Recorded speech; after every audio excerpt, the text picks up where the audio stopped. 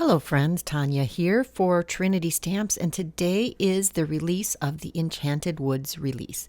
I am going to be playing with a couple of stamp and die sets. This one is the Oh Happy Days stamp and dies. These are freaking adorable. I love this design. There are actually 3 stamp sets that coordinate pretty well together. The Oh Happy Day. Here I'm showing you all of the images from that stamp set, including the sentiments. And there's even some little tiny additional rocks to add to this. There's this adorable little snail hiding behind a flower and some grass, and there's a cute little frog, a little honeybee, and an extra flower. This stump with the mushrooms and the flowers is the main image that I'm going to be coloring today. And forgive me, not all of the coloring is included. I got a new phone recently, and I was so excited. I was hoping that the auto zoom or autofocus would be better on this one. Turns out it sometimes isn't completely in focus, and I don't realize it right away. So I've cut out most of the blurry parts. I'm trying to show you how I mapped out the stump on this image to help me figure out what I needed to color, what color and where. There's a lot of detail in this image. It is absolutely gorgeous, and the artist really helps us all out by letting us know where the dark parts need to be. I am doing the outer bark first, and I took the E20s for the Copic colors, and I think I used every single one of the E20s.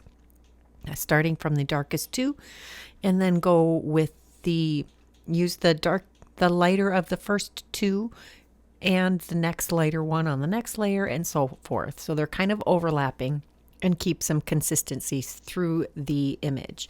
Now I am filling in with the second of the 2 colors that I'm using for the outer layer of the bark, and now I'll use that a darker color on the inside of that crack in the stump. Again, there are so many details on this stamp set that make it just stunning with not terribly complicated coloring. I'm using the 2 lightest colors I'm going to use on the very top of the stump. And I did stamp this image 2 or 3 times to get a nice sharp image, and I recommend that you either let it set overnight or you use your heat tool to set that ink and dry it nice. Otherwise, you could get some smearing. Even though this is Copic safe ink, if it isn't completely dry, it will smear when you go to color it. And that did happen just a little bit on that very top flower there. I'm using 3 colors of yellow. Actually, the darkest one I think is a YR, like YR27. And I think I have is it Y18 and Y32 maybe for the inner colors? And I went through and colored all of those. I colored our little snail. I used a warm gray and a toner gray.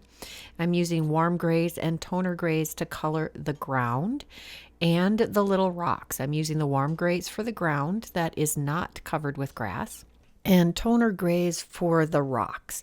I do use several warm grays here, trying to blend it out nicely. I do ultimately go with, I think, a W1 or a W0 to do the final blending, just to get those nice and smooth. But I worked that a little harder than I needed to because the die is actually going to cut most of that little forked area out. Here I'm adding the different colors to the stones, and I do use 2 or 3 different colors of toner gray. I did find that my T3 was pretty dry. I'm going to have to re-ink that. Then I pulled out 6 different reds, and they're groupings of 2. So I can do some shading on our mushroom tops. I didn't want all of them to be the same shades of red. I think I used R05, R08, R22, R24, R39. I think those are the colors that I used. But just dig through your reds and use what you like. I'm using E01 and E00, I think, to color the undersides of the mushroom and for the snail body. There are coordinating dies for almost every single image in this die set, and you'll see that the main image die doesn't cut the back edge. Now I've got some ideas that I'm going to use later. Stay tuned. That'll be one of my weekly videos for Trinity Stamps, to use that in an extra special way. And here are close-ups of all of the images that I colored and die cut. I can't wait to use them all. They're just adorable. These sentiments I actually stamped and then heat embossed with a clear sparkly die, or excuse me, embossing powder. We're also going to use the Fern-tastic stamp and die set.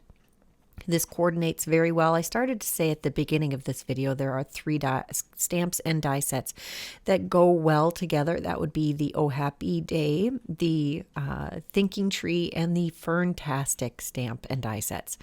These have some great punny sentiments. Best fronds forever.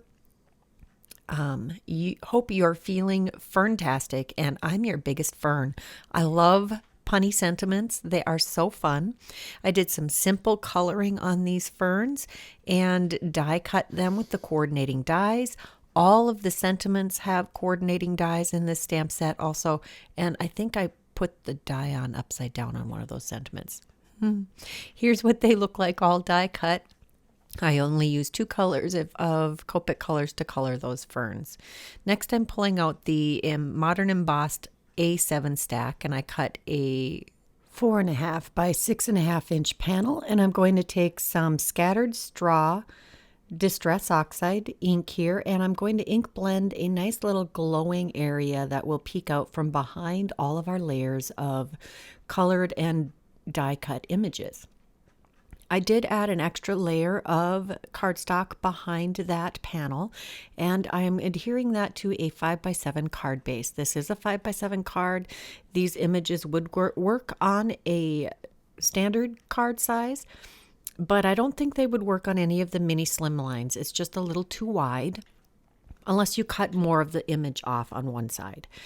I'm going to add these fern fronds behind the image. As you saw, I put a little bit of coaster blank behind the far right edge of our main image before I adhered it to the 4.5 by 6.5 inch panel. And that was so I could tuck these fern pieces behind it easily and have room for extra layers. Now I am being careful to not overlap these too much. I mean, I did spend all that time coloring them, and I curled just the tips of each of them so that they would pull away from the front of the card and add a little extra fullness. Now, when you see me bring my hand up to the camera and lower it to the table, it's to help this new camera focus a little better so that I don't have so much fuzziness. I really hate that. I hope I get that figured out.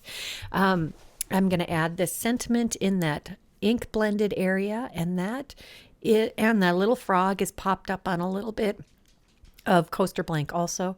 After I had all of those fern pieces adhered, I added a little more coaster blank behind those little thin edges to help them stay popped up nicely. I did go ahead and add some of these crystal ball embellishments to the card. You really don't have to do this, but I like the sparkle and I have the embellishments. My current method for applying these is to add little dabs of glue just in some random spots and not overthink it too much.